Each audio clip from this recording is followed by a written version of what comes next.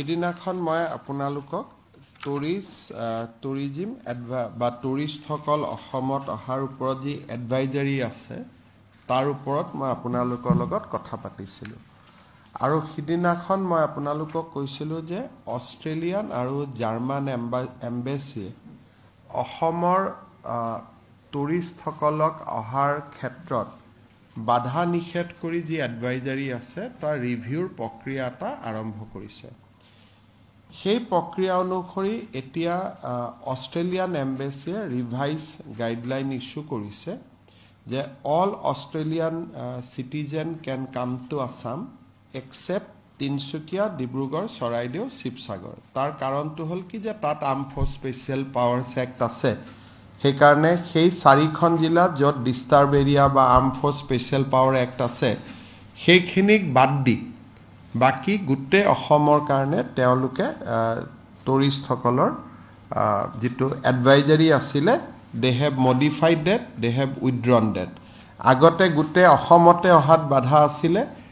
now they have confined themselves only to 4 districts and reason being very specific যে তাতে ভাৰত চৰকাৰ আৰু অসম চৰকাৰৰ ডিষ্টাৰ্ব এৰিয়া আইন বা arm force special power act তাতে আছে অষ্ট্ৰেলিয়ান হাই কমিশনাৰে আমাক এখিনিও কৈছে যে আপোনালোকে যেতিয়াই arm force special power act উঠাই দিব আমি তেনেকে সেই জিলা কেখনো আমি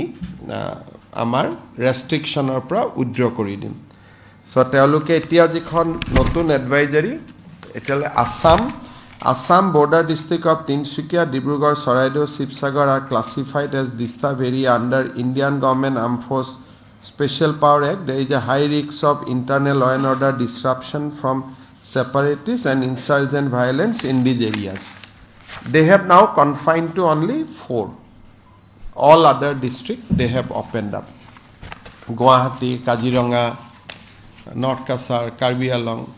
Manas, so everything has now been opened up. মই আশা কৰিছো যে আমাৰ জাৰ্মান এম্বেছিৰ পৰাও আমাৰ ট্ৰেভেল ৰেষ্ট্ৰিকশন মডিফিকেশন আমি খুব সোনকালে পাব পাৰিম